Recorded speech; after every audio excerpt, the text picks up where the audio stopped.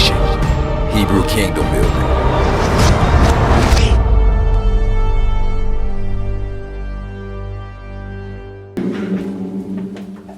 Yahuah,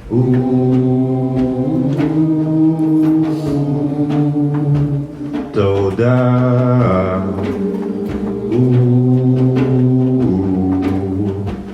Yahuah,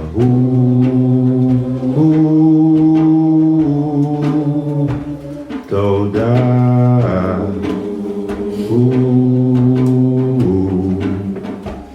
Yahusha,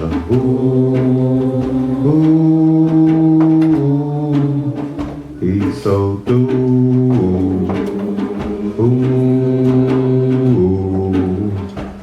Yahuah,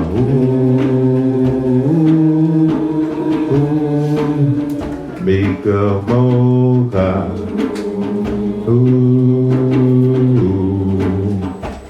Yahusha,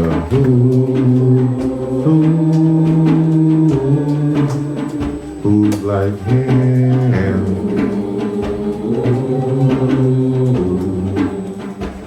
Yahuah,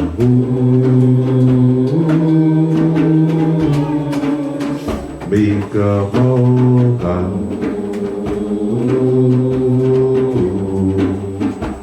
Yahusha,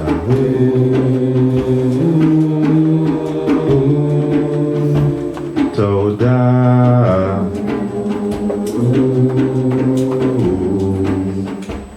Yahuah,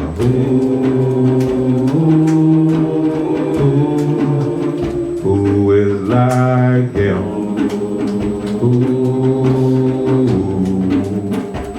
Yahuah,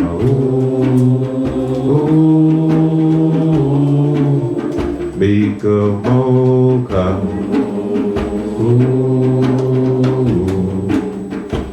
Yahuah, man, so it called Mika Mocha.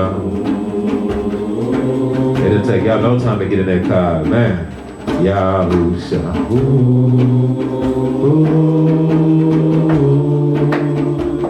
Todah,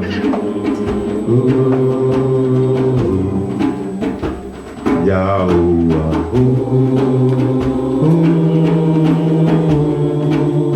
Mika Mocha,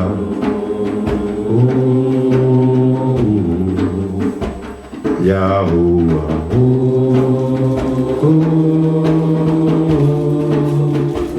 Todah,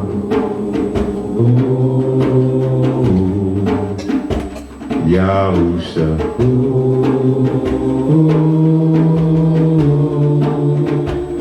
Yada,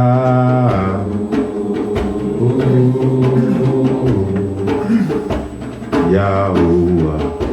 Oh, Torah Yahuah. We Yada Yahuah. We Todah Yahusha. Torah Rabbah for your Ruach. Torah Rabbah for your Ruach. Torah Rabbah for your blessings. Torah Rabbah for your Hesed. Torah Rabbah for your, oh Father, for your right rulers, for your tender mercy. Torah Rabbah, Father, for your laws and commandments. Torah Rabbah Yahusha. Oh Father, for building us, for strengthening us, Father, for creating us, building us like you built the tabernacle, building us like you built a city. Torah Rabbah Yahusha, for building us like you built, oh Father, the walls of Jerusalem. Torah Rabbah Yahusha, for we are Jerusalem, the city of David. Oh, the city of David, sitting here in Mitzrayim, in a land of bondage, but we are free. Even in the land of captivity, we are free. Torah Rabbah Yahusha. And it's all because of you. It's all because of you, for you redeemed your sons, and you delivered your daughters. You have redeemed your sons, and you have delivered your daughters. Torah Rabbah Yahuah. Torah Rabbah Yahusha. We just want to say Todah, Father. We want to be thankful to you, Father. May we not take for granted, oh, your tender mercies. May we not take for granted your mercy and grace. Oh, may we forever thank you, Father, that we may dwell in your house forever, that we may praise you continuously, like the Malachim and the Shamaim, that we may praise you continuously, saying, holy, holy, holy, holy, holy, holy is Yahuah Aluah Almighty. Holy, holy, holy is Yahuah Aluah Almighty. Oh. For y'all. So what does this say? All right, so Torah portion that we did is called Torah portion Shemot, okay? So Torah portion Shemot. Torah portion Shemot in the biblical Hebrew. Shout out to Kaya on that one. That's off the chain. That's at the Hebrew Academy right there. So that means that this book is not called Exodus. Because when you use the English Exodus, then the idea is that the book is all about the Exodus out of Mitzrayim, and it's not really about that. It's about Shemot, names, Shem, right? Shem, Shemot, names. So Shemot is the Sheen and Mem. The Tav, that's just plural, names, but really it's Shem. That's what it's the book of. It's Shem plural. You get what I'm saying? Sheen Mem. You can even call it the book of Shem. The Shemot is just Shem plural. Y'all get what I'm saying? So the Sheen Mem is really about pulling something out of the waters, right? Or pulling something out of chaos, right? Sheen Mem. Moshe, his name starts with a Mem, Sheen. Man, hold up. Y'all just, you know what I'm saying? Yeah, you know, we all right though. Moshe, the book of Shem, and the main, probably the main character in the book of Shem is Moshe. And his name starts with a Mem Sheen. You see what I'm saying? Because Moshe, Mem Sheen, is about something being pulled out of the waters. As a matter of fact, remember, the lady, Pharaoh's daughter, named him Moshe because she said what? Because he was drawn out of the waters.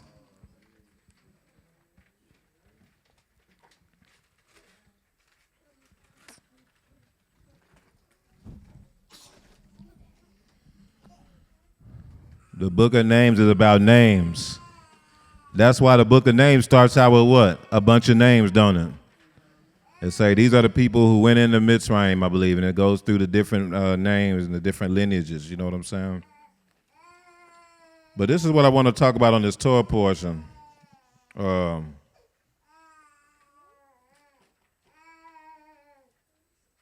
see.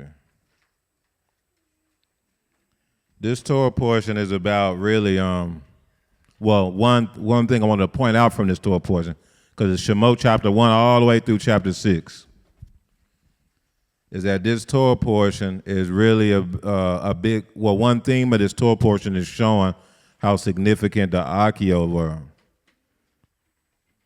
when it comes to the nation, how significant the Akio are when it comes to this nation.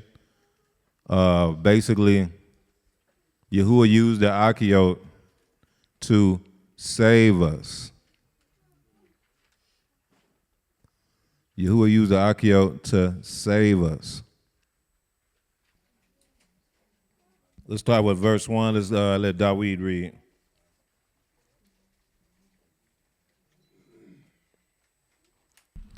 Shemot chapter 1, starting with verse 1. Now these are the names of the children of Israel who came to Mitzrayim. Each man and his household came with Yaakov, Reuben, Simeon, Levi, Yehudah, Issachar, Zebulun, Benjamin, Dan, Naphtali, Gad, and Asher. All those who were descendants of Yaakov were 70 persons, for Yosef was in Mitzrayim already. So it starts right off with names. Let's keep going. Verse 6. And Yosef died, all his brothers, and all that generation. But the children of Israel were fruitful and increased abundantly, multiplied and grew exceedingly mighty, and the land was filled with them. Keep going, yo. Keep going. Verse 8. Now there arose a new king over Mitzrayim, who did not know Yosef. And he said to his people, look, the people of the children of Israel are more and mightier than we. They're what? More and mightier than we. They're more and mightier than we. That was real. That was real. So let's see what they said to do. Verse 10. Come, let us deal shrewdly with them, lest they multiply. And it happened in the event of war that they also join our enemies and fight against us, and so go up out of the land. So, y'all, the children of Israel, they filled the land of Mitzrayim, y'all. They filled the land of Mitzrayim. And that should be a red flag, because the children of Israel were really supposed to be in Goshen. They had a set apart place. The Most High blessed them with land. That's what the Most High blessed them with land to be on. That's where they were supposed to be at. But the scriptures, all of a sudden something happened when this new king came, and this next generation, it said all of Yaakov and them died, you know. So you had this next generation, they probably was looking at Egypt. They like, man, we trying to be out there in Egypt. I'm tired of herding these cows and stuff. I'm tired of being a shepherd.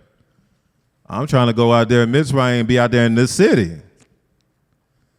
And you go a generation later, the scriptures say they filled Mitzrayim. They filled the whole land of Egypt up. So that's a red flag alone. So that's probably what caused some things to go left, is because now you're in their face. Now you're in Pharaoh's face. They probably joined in the Egyptian NBA team. I don't know. You know what I'm saying? The Egyptian football team going crazy on it. They're like, man, these people is different. Whatever the Egyptian sports was, I don't know. They had martial arts back then. Them Hebrews getting in the Egyptian martial arts, whooping everybody, smashing everybody. They like, oh man, we're gonna have to do something about this. There's something different about these Hebrews. And then on top of that, they having 1 and 2 children. Oh, Hebrew families, they having 20 children in their house. One house having 20 children. Yeah, I know that's how it was here, right? That's how it was in this captivity. But man, when we was, hey, look. Like before we got super Babylonianized, when Babylon wasn't accepting us, when we had to it was segregation, and we didn't have the ability to integrate and be Babylonian. They wouldn't let us. And so all we had was really us, and we had to do our own, man. We was having children like it wasn't nothing. I really believe that was the Most High, for real. That was the Most High. It wasn't until we integrated when all that dwindled down. All that got shut down quick. Well, after we integrated, but we'll be not even wanting to have one child. Man, you have one, you're like, okay, I'll have one more. And then you go to the hospital and they're like, yeah, we can tie your tubes, right? The doctor's smiling. He looking at jobs. Okay, this is baby number 2 and you're 21? No worries. You can live your best life. We'll tie your tubes. Wink, wink. We'll tie your tubes. And so you had a lot of people. My mom had got her tubes tied. She was like 23, 20. She had me when she was like 20, 19, 20. So she had my brother, my younger brother. He's only 3 years younger than me. She got her tubes tied, y'all. Like and of course, now she's like, man, I wish I wouldn't have did that. But it was systemic. She, you get a young 20-something-year-old girl coming in there, especially right after you just had a birth, some hard delivery, like, yeah, we can tie your tubes, right? And they was doing us like that left and right. So what happened was, by the time you got to my generation, a lot of the parents, man, they had 1 or 2 children. If you had 3 children, that was considered a lot. Oh, wow, you got 3 children? Woo-wee! How do you travel? How do you get that?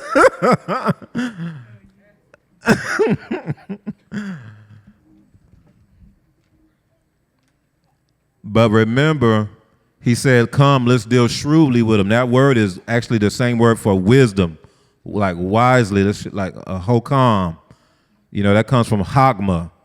Let's move wisely. In other words, we're not going to be outright. Yeah, we just need to we just need to control their population, y'all. No, it's dealing shrewdly, dealing with using wisdom and doing things behind closed doors. like in the birthing room. Yeah, you know we could tie your tubes, right?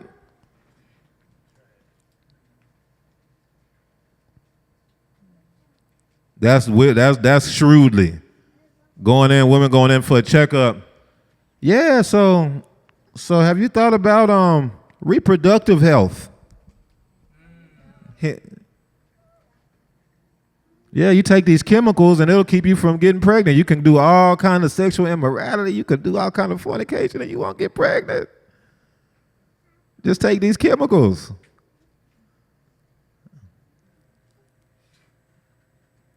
And you like, this is some audacity. Why are you worried about what we got going on? Deal shrewdly with them. We need to control this population. They mightier than us. They stronger than us. They done dominated all the Egyptian sports. They done dominated everything. They trying to come and take over. They feeling the land. And on top of that, they having babies left and right.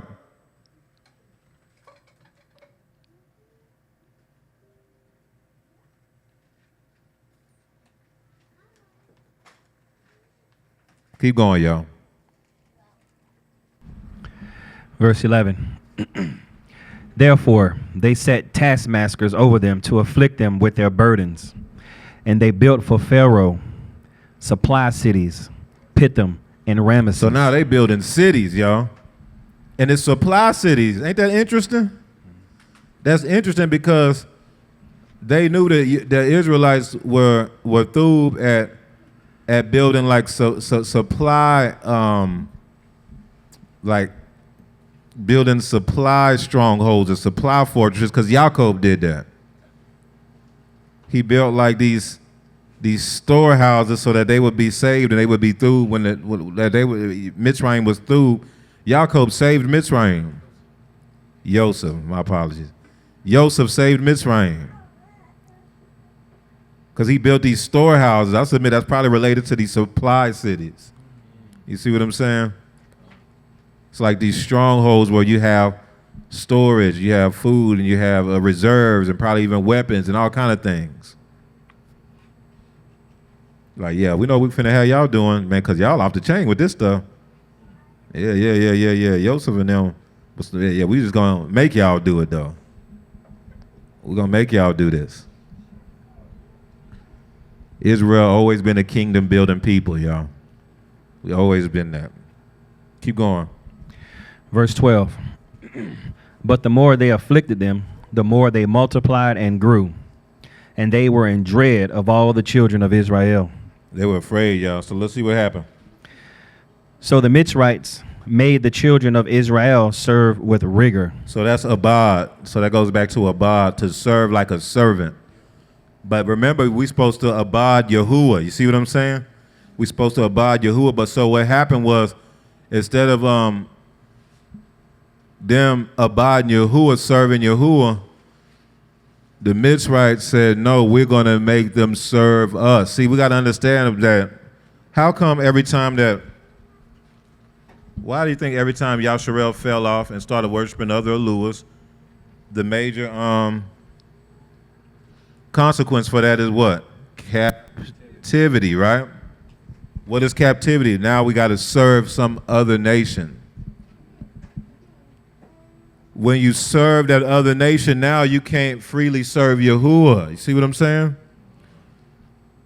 Being in captivity is associated with you now having another master other than Yahusha. That's why when we say, okay, we're going to serve these other Aluas voluntarily, Yahuwah's like, oh, okay. Yeah, no, y'all not going to be able to just do that and still come over here with me whenever you want to. No, I'm going to give you over to that. Now you're going into captivity. Well, now you're going to have to serve these other Aluas since that's what y'all want to do. That's the big concept of idea of captivity, is now you have another master and you can't do nothing about it. You're going to have to, when you serve another nation, you're serving another Alua. When you serve another nation, you're always going to serve the Alua of that nation, y'all.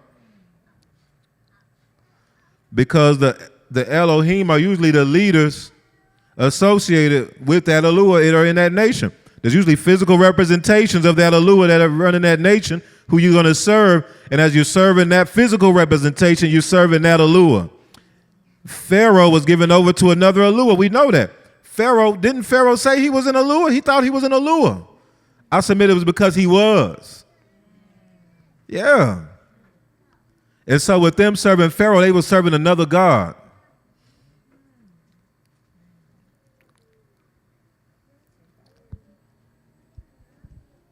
With them serving Pharaoh, they were serving another god.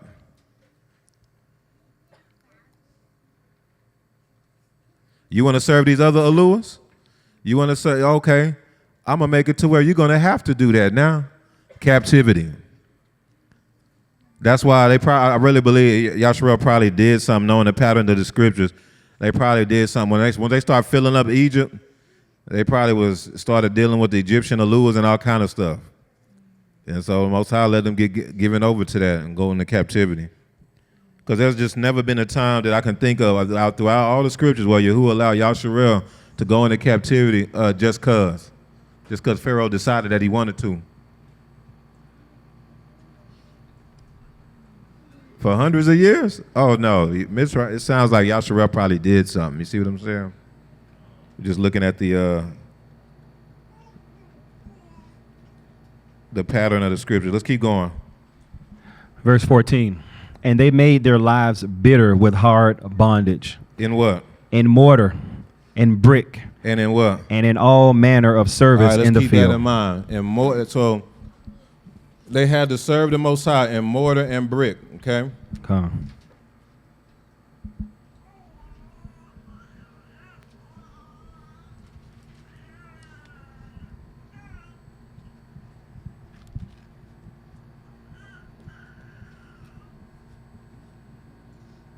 Mortar and in brick.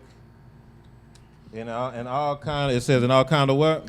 Manner of service in the field.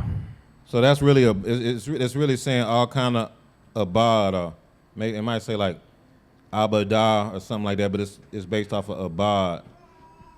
That's English, you know what I'm saying? Oh man, you know what I'm saying? Iron. And it's basically we supposed to abide Yahuah. It's basically like this, to serve, a servant, to be a servant, to serve vigorously in a sense. But we're not going to break abide down. But just looking at it from a service, you know, something about knowing the house, maybe through revelation, knowing the house, through revelation or through reverence. Oh, yeah, it's probably, through submission. Oh, that's a through one. Yeah, it's probably surrounding that, something like that. So knowing the house through submission or through reverence is probably something along those lines. But the point is, we're supposed to serve, abide Yahuah. But if you are a servant and you're in captivity and that is in like chattel slavery like that, to another nation, you do not have the ability to serve Yahuah. This is a big thing. It's a big deal. This place is called Babylon and Egypt. Why? Because this started off as Egypt. This captivity started off as Egypt. When this captivity started, we were in what we would call in English chattel slavery. That's what this was. Chattel slavery, you have no ability to serve your Yahuah. There's no, and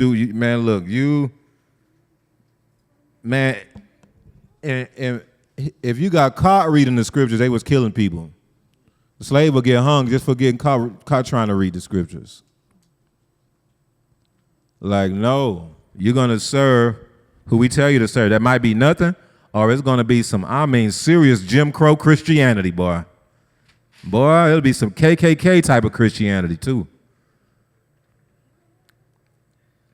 It's going to be some, turn the other cheek. I'm talking about some turn the other cheek Christianity.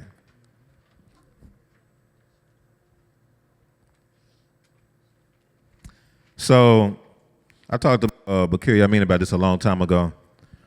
Did y'all ever wonder why? I don't know, it's not like that as much now. It's still like that a little bit, but when I was growing up, when you go to the black churches, the preacher does not teach the scriptures like what we do. It just wasn't like that at all. It was like, all right, I want y'all to turn to Psalm chapter 1, verse 1. and it'll say something like, the Most High is good. All right, read Psalm chapter 1, verse 1. The Most High is good. The Most High is good. He's good. He's all right now. He's all right. And everybody will be like, yeah, because the Most High is good. He's good in the day. He's good at night. He's good in the evening. And he's good when it's light. Because the Most High is good. Everybody will be turned up. I'm telling you, that was that when I was growing up, I had to go to grandmama church. That was church. Yeah. It'd be that one verse. And boy, he'll be sweating and he'll be like, yeah, you know what I'm saying? Because he's good. Even and the last night he was good. Last night he was good. Man. That was it from that Psalm 1 verse 1. And then next thing you know, Big Mama back there, she fell out. Oh, snap. Man. Like they wasn't teaching those scriptures. They just didn't really have to do that. And that's why when I got older, I couldn't do it. I started looking at scholars and people who like really just go meticulously into the scriptures, because it was just like, I know, I wasn't trying to do that. But my point by bringing that up, that came from slavery, y'all. That's why you don't really see other nations do that. That came from slavery because we wasn't allowed to read, y'all. We wasn't allowed to read the Bible. And during slavery, the slavery pastor, the slave pastor or preacher that's usually one of the best things you can do in slavery is be a preacher. You might get the good food, you might not, you know what I'm saying? Things like that. But you couldn't go certain areas. And so it was more just a lot, you had to really they did the best they can do. They was not allowed to serve their Yahuah. You say the wrong thing, you'll get killed. That's how Nat Turner started his rebellion, y'all. He was a slave preacher. But all of a sudden, one of the, that was a true story. I don't know if y'all saw the movie, but that was true because I studied that way before the movie came out. It was I think it was the slave master's daughter or something, was sneaking and teaching him how to read. Or was it the wife? It was one of them. It was one of the, yes. Slave master wife was sneaking and teaching him how to read. She thought she was doing a great deed.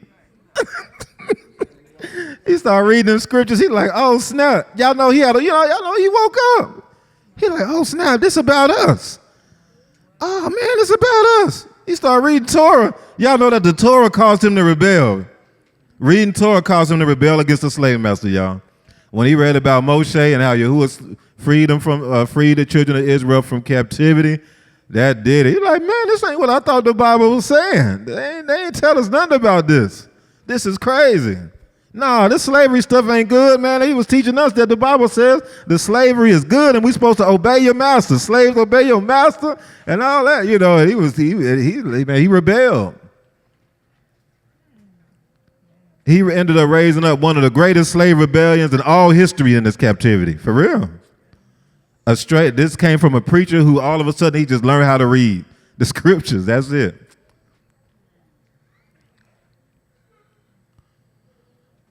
Because in slavery there was a lot of power. That's why you go when you go in the hoods today, it's churches on every corner. Churches on every corner, and you go and ain't none of them churches teaching scriptures like that. They just not. For the most part, I'm sure, somebody can maybe name an exception, but for the most part, that comes from slavery, y'all. We were forced to serve another Yahuah. We didn't have the ability to serve the Most High because we was given over to another master. The reason why I'm emphasizing that is because a big part of Yahuah delivering the children of Israel out of Mitzrayim in Shemot was that, okay, it's time for them to serve me now. I'm their master. That's why he said, let my people go so that they may abide me, that they may serve me. In this Torah portion, he said, let my people go so that we can go and give a sacrifice to Yahuah. So we can go 3 days journey and offer sacrifices.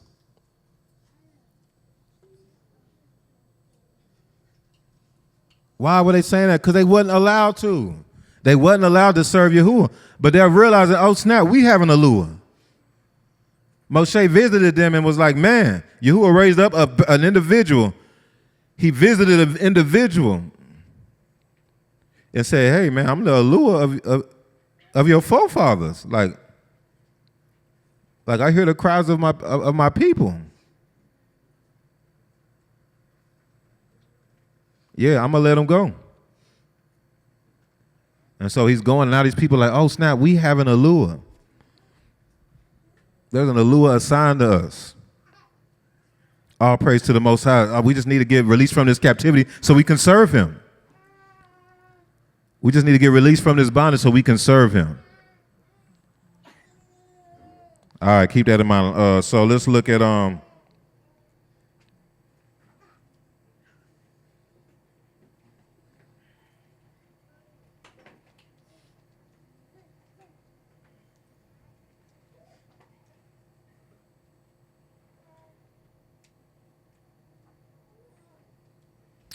So, all right.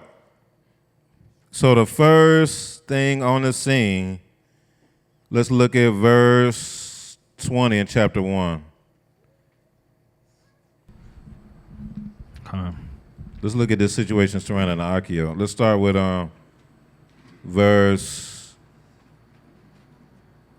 start with verse 16. Verse 16, and he said, Verse 15, I'm sorry. Verse 15. Then the king of Mizraim spoke to the Hebrew midwives, of whom the name of one was Shiphrah and the name of the other Puah. All right, so now it's time to deal with the Hebrew midwives because the Hebrews were delivering their own children. Remember, he's trying to deal wisely and see how to control the population. So, but the third thing is that the children of Israel were delivering their own babies. They have midwives. You see how much easier it would have been if they would have just went to the hospitals. They went to the Egyptian hospitals to deliver. You know how easy it would have been for Pharaoh to go ahead and control that population if the Israelites were going to the Egyptian hospitals and the Egyptian medicine men and stuff to go get their babies delivered. Y'all see how crazy that is, that we all go to our enemies to deliver our children for us?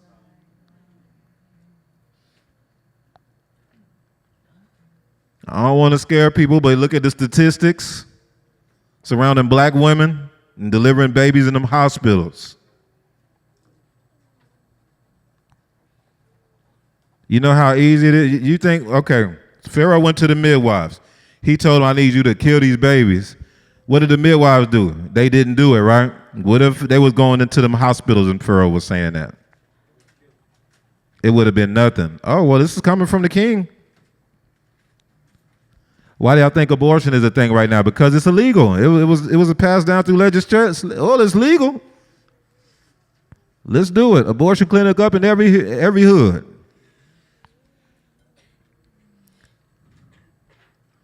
But it hit different when you are delivering your own children. That's why like when Malek is talking about this stuff, that's why it's so important that we learn these things. Especially when we're moving surrounding the Kodesh seed on how to deal with our own babies, how to deliver our own children. We see this situation with these midwives, okay? These midwives had a decree from the king, from Pharaoh, to take out all the male children as soon as they were born. They did not do it, y'all. They did not do it. So let's keep let's read verse 17. But the midwives feared Yahuah and did not do as the king of Mizraim commanded them, but saved the male children alive. But did what? Saved the male children alive. So what happened? Keep going. So the king of Mizraim called for the midwives and said to them, why have you done this thing and saved the male children alive? And the midwives said to Pharaoh, because the Hebrew women are not like the Mitzrite women, for they are lively and give birth before the midwives come to them. That's what happened with Haraka, huh? Now look what happened, verse 20 after this. Therefore, Yahuah dealt well with the midwives, and the people multiplied and grew very mighty. The people multiplied and grew very mighty because of the midwives, y'all. This is showing how Yahuah used the Akio to save Yasharal, y'all. Man, let's go to chapter 2. Start with verse 1. Look at this. So you had that situation, though. So the first thing that happened was these midwives came and saved the children. Now we go to chapter 2. Look what happened. So now the children are being birthed out. They're becoming mighty. And verse 1, let's go. And a man of the house of Levi went and took his wife, a daughter of Levi. So this is telling you these are two. This is a man from the Kodesh house went and took a wife from this Kodesh house. So we know that the man is that's Amram. That was Moshe's father. He's grandson of Levi. He took the daughter of Levi, Yochebed, who was actually a daughter of Levi. She was a lot older than Amram, a lot older. She was actually his aunt, if you want to look at, from a family tree. She was his aunt. He went and married her, y'all. You know this was about Kodesh seed. This was about Kodesh seed. It had to be within the fold. It had to be within the tribe of Levi. You have this young Ak nephew go and marry the aunt. And he married Yochebed, daughter. I think that's what, or is it cousin? No, I think that's aunt. Yeah, aunt, yeah. Grandson of Levi, and the other was daughter of Levi. Yeah. And so, they got together, and I submit this was a divine connection to bring forth this Kodesh seed. So look what it says, verse 2. So the woman conceived and bore a son. And when she saw that he was a beautiful child, she hid him 3 months. She did what? She hid him 3 months. Y'all listen. So now his mama's saving him. Listen, when Moshe was birthed, he probably was saved by the midwives. He probably was one of those children that was birthed, and the midwives was like, nah, we're not finna do nothing to him. Nah, forget Pharaoh. Now he's born. She hid him 3 months. That's mama. Now let's keep going. Let's see what else. Verse 3. But when she could not hide him, but when she could no longer hide him, she took an ark of bulrushes for him. Oh, snap. And how did she make it? Keep going. Daubed it with asphalt and pitch, put the child in it, and laid it in the reeds by the river's bank. Oh, snap. How did she know how to do it? Could that been that she learned that from being a slave, building cities and all kind of mortar and brick and servanthood? She had some sort of skill to be able to build an ark of bulrushes. It says she did it. It wasn't her husband that did it. You would have thought maybe Amram did that. No. Moshe it's this pattern where it was the Akio all throughout Moshe's life that saved him. All throughout his life, Yahuah was using the Akio to keep him covered.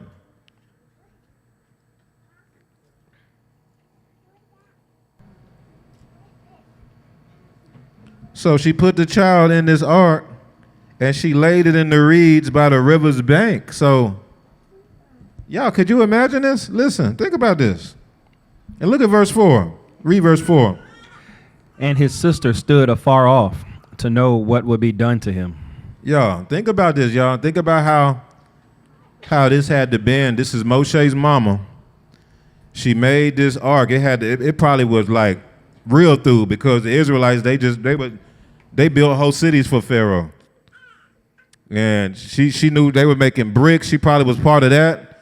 They was doing all those things. It probably wasn't just the men doing that. Probably the Akio had to do that too, for her to be able to go and make an ark like that. But think about the immunah you had to have taking your baby. Because I really believe she had to have a visitation to even think to do anything like this. It probably was a malak saying, hey, look, I'm going to cover your son. Take him, make an ark, put him in there and let him go in the Nile. Don't worry. Your son is going to grow up to be a mighty man of Yahuah. He's going to deliver Yasharel. Most of the mothers who delivered deliverers was visited by a malak who told them that's who they was going to bring forth. Y'all know that happened with Yahusha and Miriam? I believe it was something along those lines with Shimshon, something close to like that. It was something along those lines with Samuel, kind of, you know. She was like, I'm going to dedicate him to you if you just bless me to have this child. You know, there was this concept. And Jochebed was old when she had Moshe. She was older.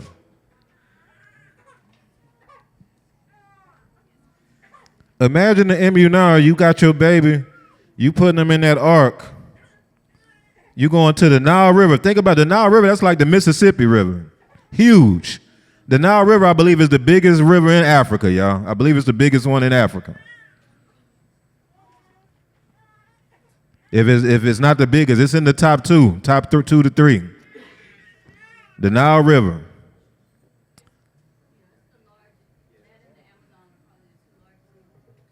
The two largest in the world. See, she the teacher, so she, hey, listen. And the Amazon ain't in Africa. Amazon South America. You see what I'm saying? Oh, hold on. Yeah, bring this out. The Nile River is the longest river in the world. This is the longest river in the world. She probably got a visitation from the Most High through a malak, through a messenger of the Most High, told her to do that. She moving on immunah. She's sitting there. She's going, I don't know where the husband was at. I don't know. Maybe she had him on the lookout. We was talking about this on the Akel series we was doing. Maybe he was on the lookout. Maybe Amram was out there with the sword, like, all right, go ahead, Isha. Maybe he had the sword. I don't know. She had this baby. Y'all know how, this is a 3-month-old baby, y'all. She been nursing this baby. She been loving on this baby. Can you imagine as soon as she put the baby in the ark, that baby gonna start screaming for mama. Ah! And she has to just, okay, be quiet, shh, be quiet. They're gonna hear, be quiet. Put him in there in the ark while he's screaming and literally let him go in the river full of alligators as he's crying for his mama. Can y'all believe it? Can y'all fathom that type of immunah, y'all? A lot of mamas, they just couldn't do it. They wouldn't. I just can't do it. They're gonna have to rip them from my hands. I can't just let them go in the river though. I can't do it. Y'all gotta see how Yahuah used these women to save Moshe all throughout his life, because most mothers wouldn't have been able to pull that one off, even if a malak visited them. Well, most women wouldn't have been able to pull it off, man. But Moshe's mother was able to do it.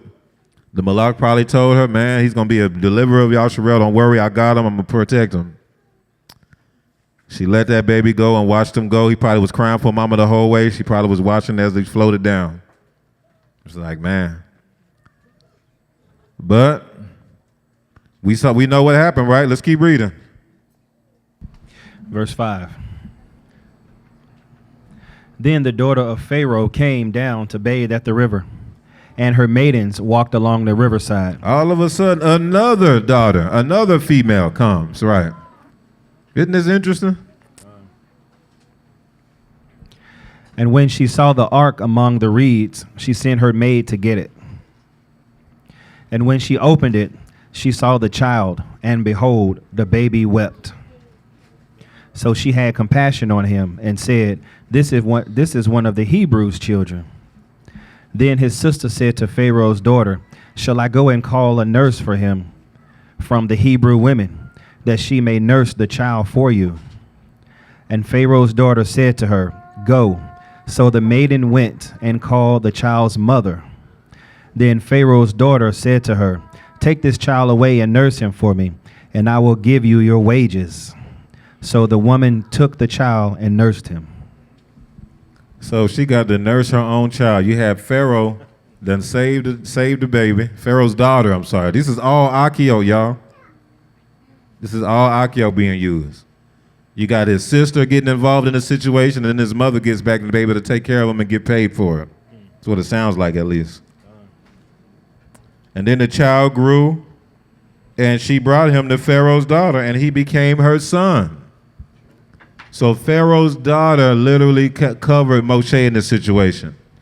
Listen, that's literally probably one of the only people in that whole kingdom who had enough pull to be able to cover Moshe, to let him go out without Pharaoh going after him. That's Pharaoh's daughter. Now you know how fathers are about their daughters now. Yeah. He's probably like, man, all right, just that one. Don't come out here with none of them other Hebrew babies. They're going in the river. You come with another one, you're going in the river. Okay, thank you so much. Man. And see how Yahuah is? That's literally, Pharaoh's daughter was the perfect person. And she kept him and had him as her son. But I submit, when it says that Moshe was being nursed by his mother during that time, I wouldn't be surprised if his mama wasn't teaching him stuff though. Yeah, you're gonna be a deliverer. You're gonna be a great man, a mighty man on the earth. You're gonna deliver Yahuah, so don't worry. You come from through people. Abraham, Yitzhak, Yaakov, woo, so on. You probably was teaching, because that's another symbolic aspect of giving him milk. You see what I'm saying? Is also teaching him, giving him a teaching. Because it's something that he knew for him to do what he did when he was 40. But let's keep going. Verse 10. Read verse 10 again. And the child grew, and she brought him to Pharaoh's daughter, and he became her son. So she called his name Moshe, saying, "Because I drew you out of the water." That's Moshe. Moshe being pulled or splitting, the waters being split, or something being drawn out of the waters. It's about the waters being split by the wind. The waters being split by the Ruach. That's why we know the story. Yahuah used Moshe to do what? Split the waters, right? And it was through the wind, by a Ruach. By the Ruach, I mean. It was an east wind that blew and split the seas. Yahuah used Moshe to do that. Or Yahuah did that through Moshe. You see what I'm saying? That's his name. To be drawn out of water, and also could mean split the waters, but Moshe is also associated with Shem. Shem. And that's the same thing. And it's also about having dominion over the waters, dominion over the nations. It's a whole lot of layers to that. But that's related to Mushal. You know what I'm saying? We've been talking about this. Mushal, Mem Sheen is just a lamed instead of a hey. And that's the waters being split by the staff. Moshe did that. He pulled out the staff, and Yahuah told him to pull out the staff, put it over the waters, and the waters split. You see what I'm saying? It's about having dominion over the nations.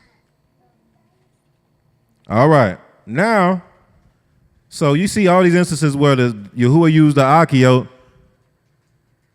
to save Moshe, which means that Yahuah used the Akio to save Yasharel. Now he flees to Midian because, what's that, chapter 3? No, chapter 2, verse, all right, go ahead, read verse 11. Now it came to pass in those days, when Moshe was grown, that he went out to his brethren and looked at their burdens. And he saw a Mitzrite beating a Hebrew, one of his brethren. All right. So then it says he looked this way and that way. When he saw no one, he killed the Egyptian, okay? That was a big deal. Then he hit him in the sand. That's wild, for real. Then he went out a second day. Look what he says on the second day, verse 13. And when he went out the second day, behold, 2 Hebrew men were fighting. And he said to the one who did the wrong, why are you striking your companion? What is that word in Hebrew? Is that Ray or is that brother? Is that Ak? What's that word in Hebrew? Companion. Is it Ray or is it Ak?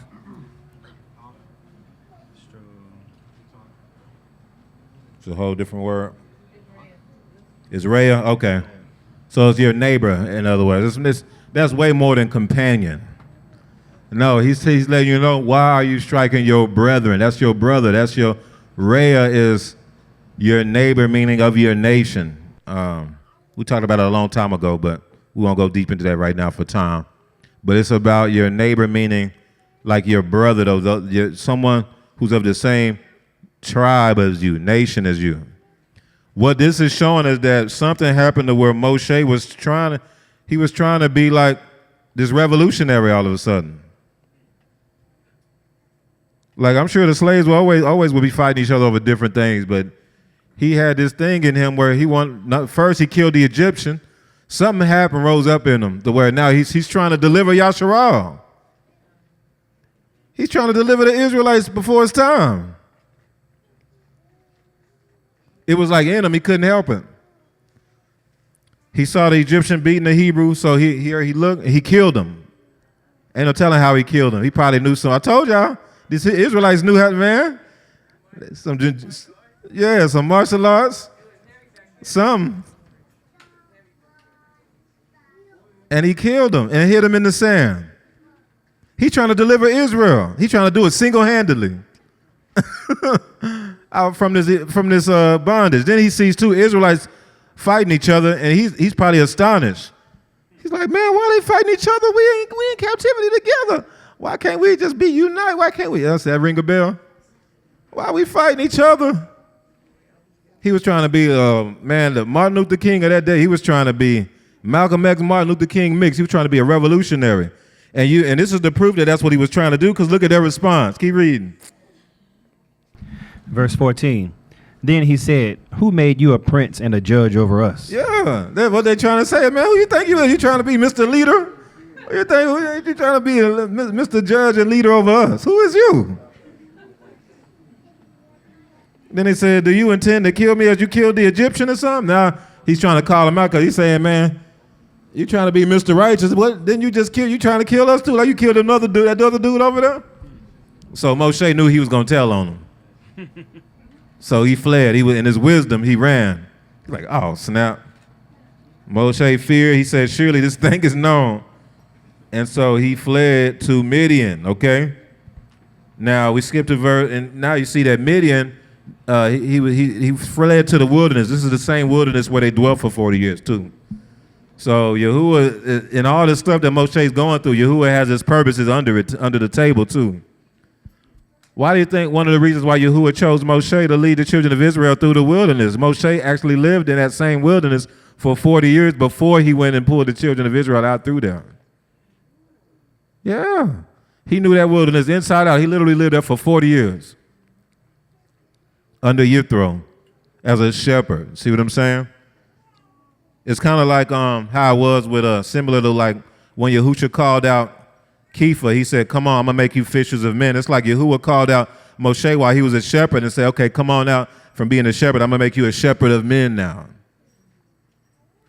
That's kind of how that happened. Because then he went and shepherded the children of Israel in that same wilderness that he was shepherding all those flocks at one point in time. Yeah.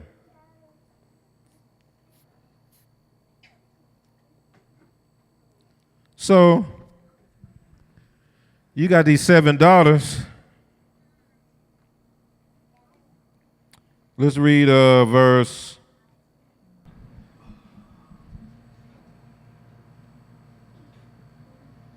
Let's go ahead and try to wrap this up. Let's read the verse. 16, verse 16. Yeah, let's do that. Go ahead.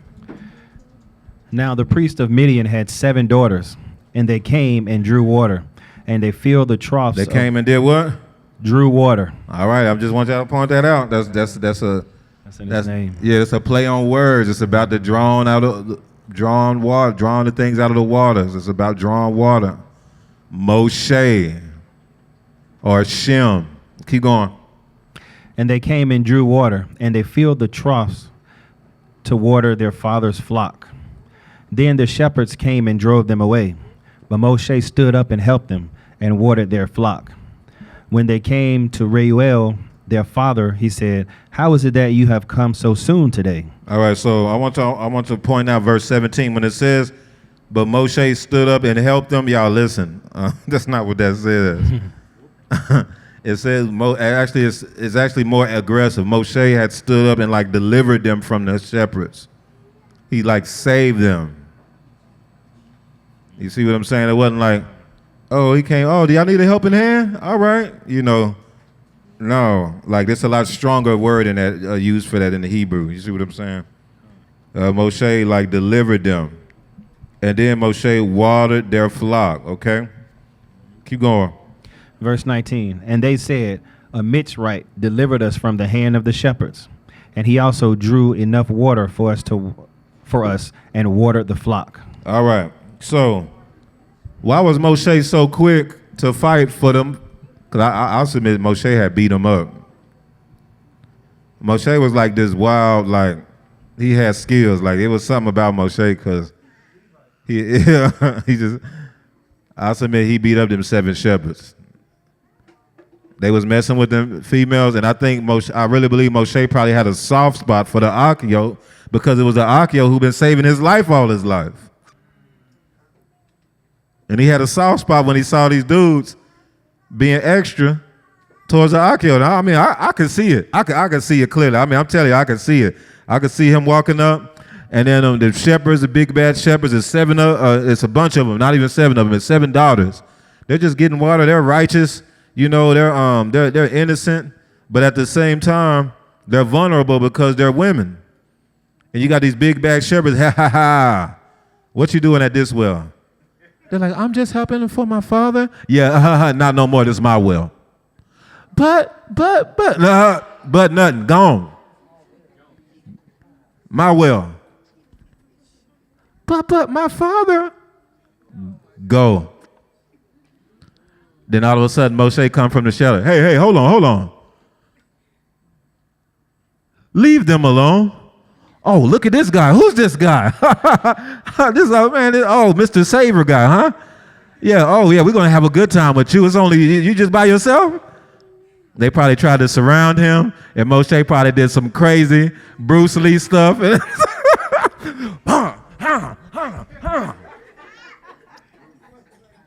Man, he probably towed him up, but I'm telling you, it was a whole movie up in there. That was a whole movie scene when he drove out them.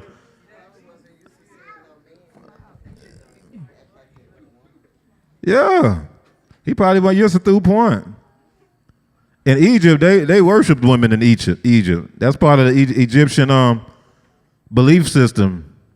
That's where the Miriam and the Catholicism and stuff. That's where they get that woman worship stuff.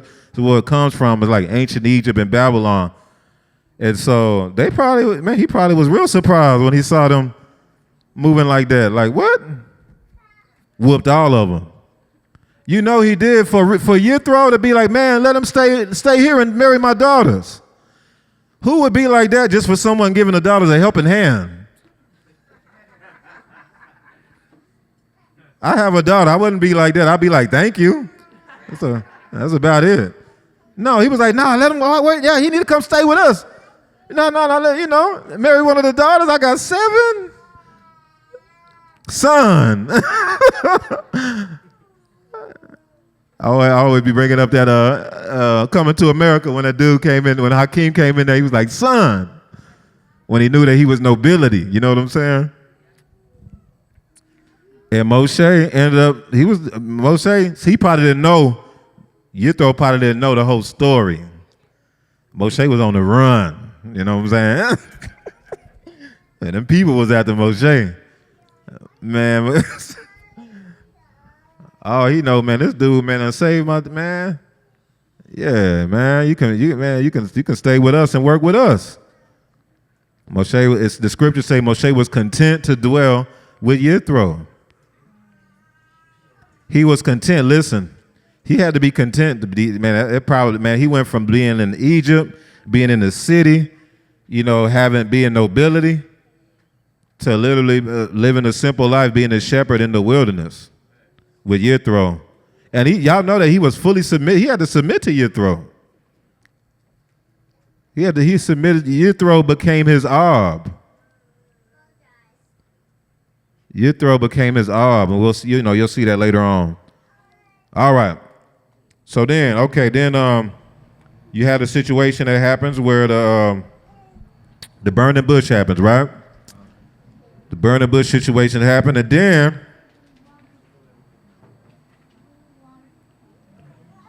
let's read verse 23. Verse 23. Now it happened in the process of time that the king of Mitzrayim died. Then the children of Israel groaned because of the bondage, and they cried out. They did what? They cried out. Then the children of Israel cried out. I want us to look at this, okay? I want us to look at this word cried out real fast. That is H21, 2199, and that is Za'ak, which is Zan, Ayin, and Kuf. The Zan, Ayin, Kuf, okay? So the Zan is a weapon, like Zakar, the weapon, Zan, or it could be like a harvesting tool. Then the Ayin, we know what that means, to see, eyes, to experience, to watch. Then you have the Kuf. Now the Kuf, as y'all see, it's the representative of the sun going on the horizon or going down. It can mean a cycle. The Kuf can mean a cycle, a point of time. It can mean to rise. It can mean to, to fall, like the descend, like the sun rises and falls, so on and so forth, okay? So basically, this is the breakdown for Za'ak. It is a weapon for those who know the times. A weapon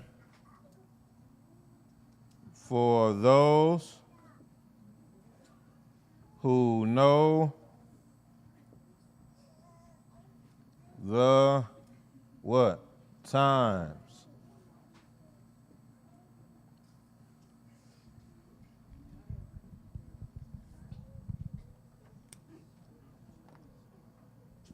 Y'all can read that, huh?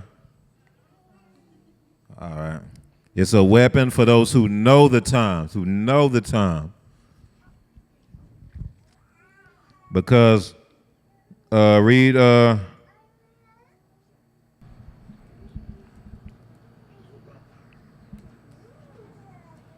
verse 23 again. Come. Now it happened in the process of time that the king of Mitzrayim died. Then the children of Israel groaned because of the bondage, and they cried out, and their cry came up to Yahuah because of the bondage. Start over. Read verse 23 again. Now it happened in the process of time. In the process of what? Time. A weapon for those who know the times. Keep going. In the process of time that the king of Mitzrayim died. After the king of Mitzrayim died, then what happened? The children of Israel groaned because of the bondage, and they cried out. And they Za'ak, they knew the times. They knew the appointed time, then they cried out. They gave a teruah. Za'ak don't mean just crying like boo-hoo. That's not what it can also mean a proclamation, a declaration. Do y'all know that when we be on the mic declaring, that's a form of crying out too? When the mishpachah be on the mic during praise and worship declaring, that's a form of crying out. Keep going. And they cried out, and their cry came up to Yahuah because of the bondage. So Yahuah heard their groaning. He heard it. And Yahuah remembered his covenant. Yes, he's a card, a weapon in the hand of the chief. Keep going. his covenant with Abraham, with Isaac and Jacob. And Yahuah looked upon the children of Israel, and Yahuah acknowledged them. So, and that word acknowledge is yada. So it's like Yahuah remembered the covenant, and then he decided to know them. It's not just, I acknowledge you. No, it's okay. Now the know yada is to know intimately, like what a husband and wife does. You see what I'm saying? It's not yada praise. There's different words. Yada praise is, I think, yo dollar. Hey, this is yada. I believe it's yo dollar iron, which is to know intimately, like when a husband is with his wife in the bed. You get what I'm saying?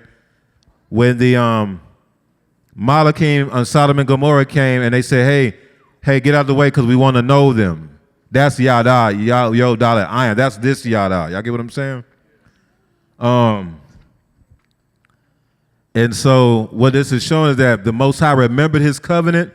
Then it's like he went on and dwelt with them. He started dealing with them. He started having a relationship with Yasharel like a bridegroom does with a bride. See, very different.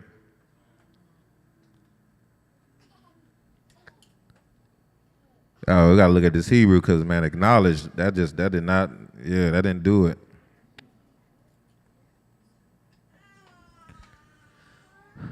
We were just going through the Enoch. Did anybody care? Was anybody on last night? All right, that's through. It's all right, but we got on late. But nevertheless, what we talked about. So, okay, when you read Enoch, when the sons of Yahuah slept with the daughters of men. This is something that Enoch says is really interesting. It said the cries of the people made it up to the Shamayim. It said the cries of the people rose up to the Shamayim. This is in Enoch chapter 9. Y'all, that's why Yahuah flooded the earth and killed everybody. He killed everybody over there because of the cries of his people. He flooded the earth, I submit, on behalf of his people. Because when the giants came and they created this seed, these giants corrupted the earth, and there was a lot of innocent blood on the earth. And the book of Enoch says that the blood cried out, that the souls of those who were killed, which I submit were the righteous that were killed, made it up to the Shamayim, and that's when Yahuah went on and visited Noah, y'all. Same thing with Moshe. Oh, snap, didn't we see Noah today?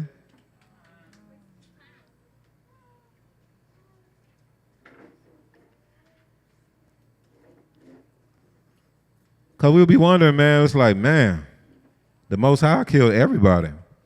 He didn't kill the righteous. I'm talking about the flood of Noah. He didn't kill the righteous, though. He didn't even flood the earth until after all the righteous passed away. He didn't flood the earth till Methuselah passed away. He waited till they got real old and passed away. And then those who left over, Noah and his family, he had them to build an ark and to get onto the ark so that they wouldn't get caught up in the destruction.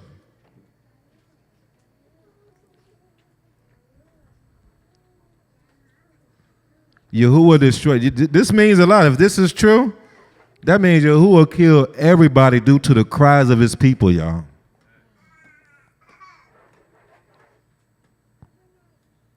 Everybody. Go to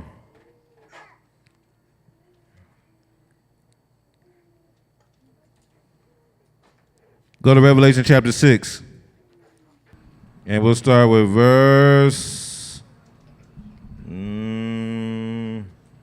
9, okay? Verse 9, come. All right, let's go. The AC not working or something? Kind of warm. Oh, it's all right. Don't worry about it. All right, everybody there? All right. Revelation chapter 6, verse 9.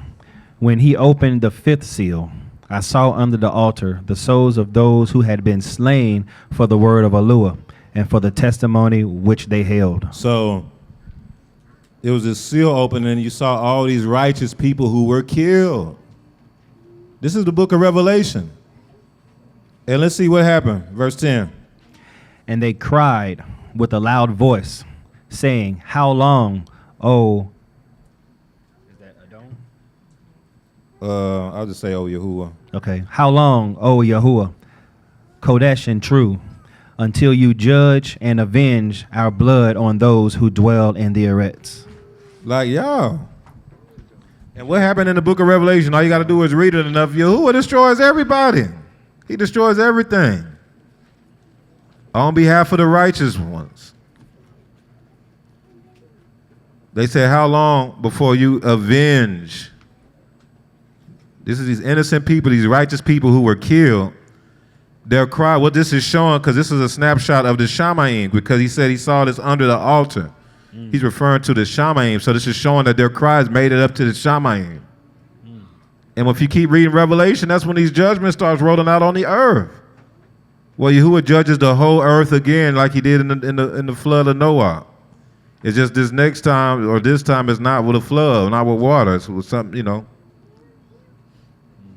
It's with fire. I remember, y'all might not, it was a couple of years ago when Most High gave me this revelation that when Yahuah made that covenant with Noah, he made a covenant with Noah. He said that it's the covenant of the rainbow. Man, let's just go there real quick. Genesis 9.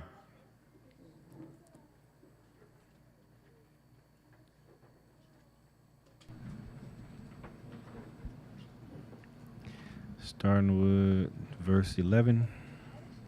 Start with verse 8. 8. Okay. Genesis 9, verse 8. Then Yahuah spoke to Noah and to his sons with him, saying, And as for me, behold, I establish my covenant with you and with your descendants after you, and with every living creature that is with you, the birds, the cattle, and every beast on the eretz with you, of all that go out of the ark, every beast of the earth. Thus I establish my covenant with you. Never again shall all flesh be cut off by the waters of the flood. Never again shall there be a flood to destroy the eretz. So y'all see this? So there was a covenant made where he said never again will he use a flood to destroy the earth. Do y'all think this was the first time that a flood destroyed the earth? No. Remember in Genesis 1, the earth was tohu wabohu. And it said it was darkness over the face of the deep. The whole earth was covered with water before, which I submit was a flood before. Yeah. But what happened, it happened again. And so now Yahuah, he made a covenant with Noah, like, yeah, never again I'm going to do this. It's not going to happen again. Verse 12. And Yahuah said, This is the sign of the covenant which I make between me and you, and every living creature that is with you, for perpetual generations. And what's the covenant? I set my rainbow in the cloud, Boom. and it shall be for the sign of the covenant between me and the Eretz. That's it. So the rainbow is the sign of the covenant between Yahuah and the Eretz. Verse 14. It shall be, when I bring a cloud over the Eretz, that the rainbow shall be seen in the cloud. And I will remember my covenant, which is between me and you and every living creature of all flesh. The waters shall never again become a flood to destroy all flesh. Keep going. The rainbow shall be in the cloud, and I will look on it to remember the everlasting covenant between Yahuah and every living creature of all flesh that is on the Eretz. And Yahuah said to Noah, This is the sign of the covenant which I have established between me and all the flesh that is on the Eretz. All right. This huge. Because that Hebrew word, we've been talking about this for rainbow, it's a bow. The Hebrew word is a bow, like an arrow, bow and arrow. So the sign of the rainbow is about war, y'all.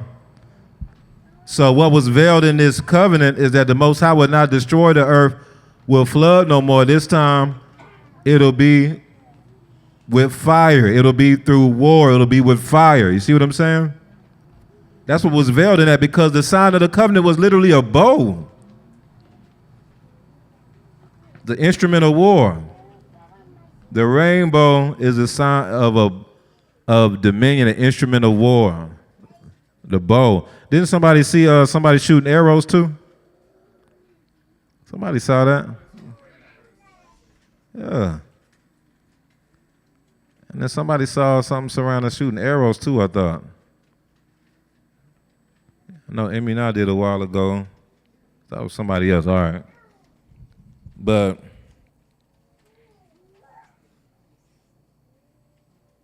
the point is,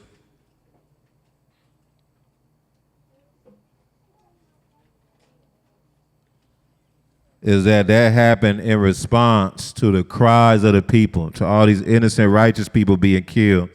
Then Yahuah responds by judging the earth. All right. This is the last part, going back to the Torah portion.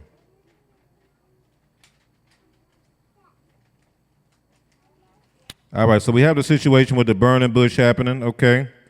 When the Most High visited Moshe, and that's when he called Moshe to deliver the children of Israel, okay? And we remember that story, right? We read the Torah portion for the most part. But Moshe didn't really want to do it. He was like, man, I'm not trying to do that. Moshe, could it be somebody else? Do y'all know that everything in Moshe's life was raised up for him to do this? Do you know that Yahuah visited Moshe's mama probably and told him that Moshe was going to do this? Do you really think Moshe had an option? We got to understand this. This is the same with a lot of y'all. It's the same thing. Listen, the whole reason why Moshe was in that wilderness all these years was so he can be trained up to take the children of Israel out and bringing them into the wilderness. The whole reason why he's still around, like this is his whole life, was to do this. And he went to the Most High and was like, yeah, I ain't trying to do this, Most High. Can I just keep doing what I'm doing with these sheep?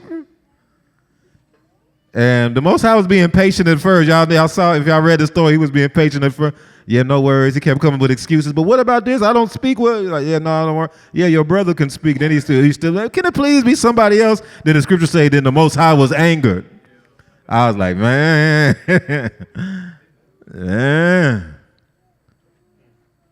Man. And then something happened here, okay? So it's in chapter 4. I want us to look at this, y'all. This is very significant. Chapter 4.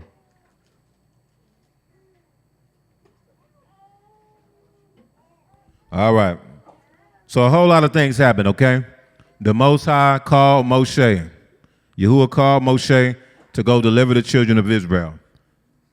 That's what he was sent on the earth to do or submit. Now it's time to go to Egypt. Go to Exodus chapter 4. We're going to start at chapter verse 18. Now it's actually time for him to go do this. It's time to go do the work. Exodus 4 verse 18. Let's do it. This is the last part. Exodus chapter 4 verse 18. So Moshe went and returned to Jethro, his father-in-law, and said to him, please let me go and return to my brethren who are in Mitzrayim and see whether they are still alive. And Jethro said to Moshe, go in shalom.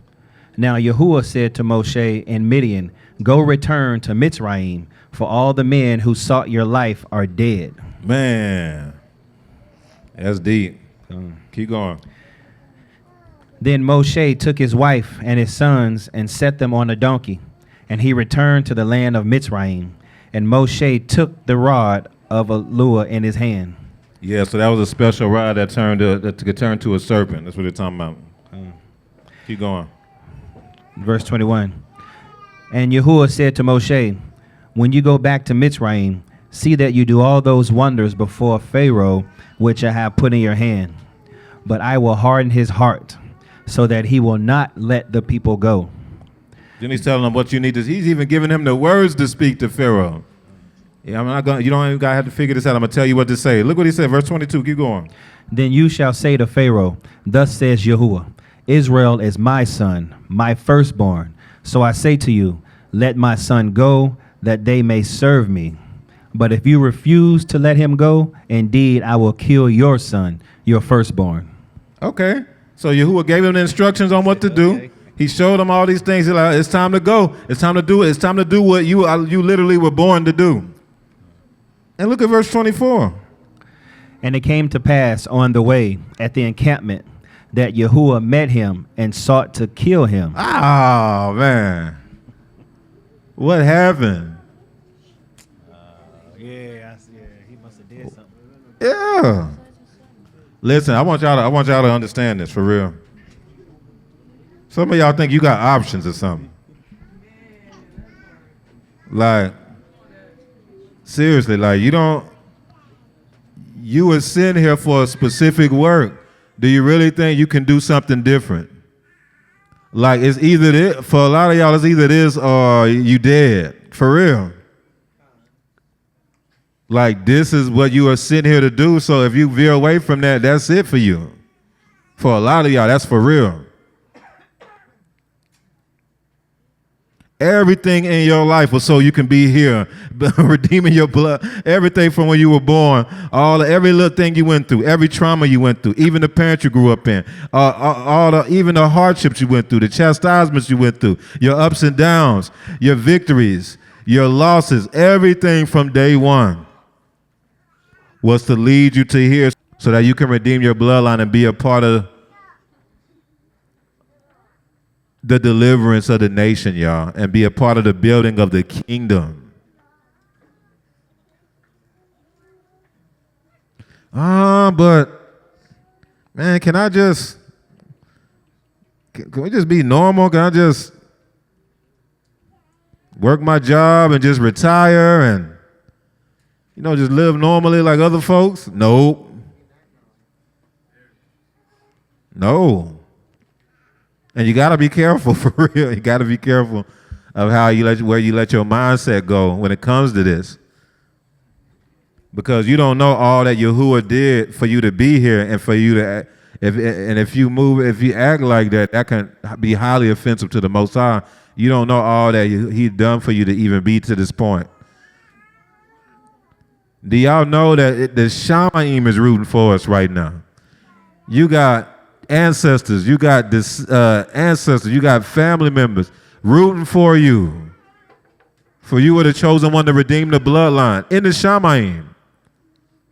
And you're like, yeah, it's just inconvenient for me because I really like the job that I'm at. I really like, I like public school better. I really wanted to be on the basketball team, Man,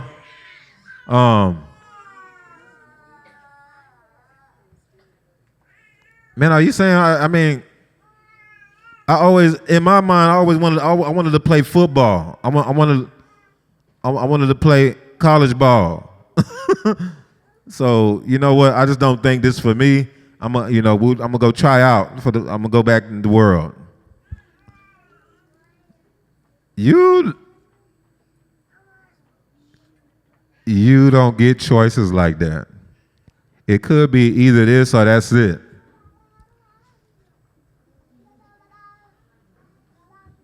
For real, even Malek said that. He's like, I know I couldn't do nothing else. I know if I veer away from this at all, I'm gone. That's what he said. Yeah, he know that for sure. Moshe, just like this Moshe, almost, man, Moshe, I was about to kill him. Let's see who saved him in this one. Let's keep reading. Verse 25. Then Zipporah took a sharp stone and cut off the foreskin of her son and cast it at Moshe's feet and said, surely you are a husband of blood to me. So he let him go. Then she said, you are a husband. Don't read by that too fast. So he let him go, meaning Yahuah let him go because his wife did what needed to be. She discerned the situation. She intervened.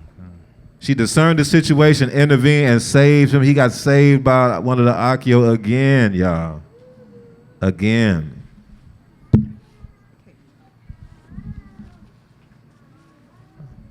Again. This time it was his wife.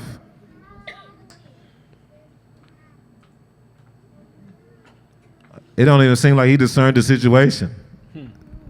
The Most High was seeking to take him out. He might have was just chilling, didn't even discern it.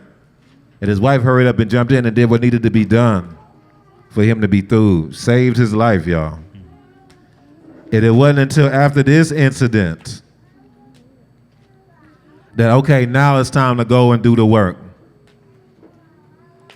After that incident, it was almost like Moshe was like, okay, I can't play around. Okay, man, hold on. All right, Pharaoh, look. Man, look, you got to let the people go. You got to let them go. Let the people go. Like, for real.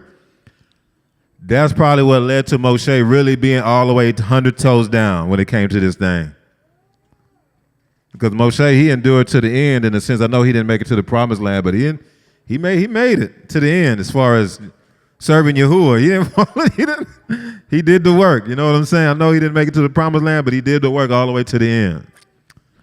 And I submit that he knew after that, oh yeah, I don't got no choice. It's either this or death. I don't got no choice. Pharaoh, let them people go, man. Let them people go. Let the people serve the Most High. Because what happened right after that, it was, man, Moshe would have to go through all kind of stuff. He went and moved in obedience. Hey, let the people go, Pharaoh. Let the people go because the Most High said so. And Pharaoh was like, oh, no, y'all idle. Oh, no, I'm going to make the work harder on y'all now. Sent the taskmasters out to beat the people even more, to afflict them even more. So now I was looking like Moshe don't know what he's talking about. Now I was looking like Moshe don't know what he's doing. He's going before Yahuah. He's like, Most High, you didn't even, man, what happened? You told me to do that. Like, Most High, and it's even worse now. Like, and you didn't deliver them out of Israel. You didn't deliver them out of Egypt. And Most High was patient with him, though. He's like, Most High, like, he passed the test, though. So you notice Yahuah was real patient with him. He's like, yeah, don't worry about it. Moshe, I'm going to watch. I'm going to deliver him. Just keep doing what I'm saying. I'm paraphrasing, but the way he was dealing with Moshe was very interesting, y'all. Because it could have came off like Moshe was being a little almost murmuring a little bit, because it's just like, man, Most High. But he was going through it. It goes back to what Malek was saying, man, as soon as the Most High gives you something to do, be ready for war. Be ready for all kind of things that try to come against them. But all praise to the Most High. Torah to Yahuah and Yahusha. Hallelujah.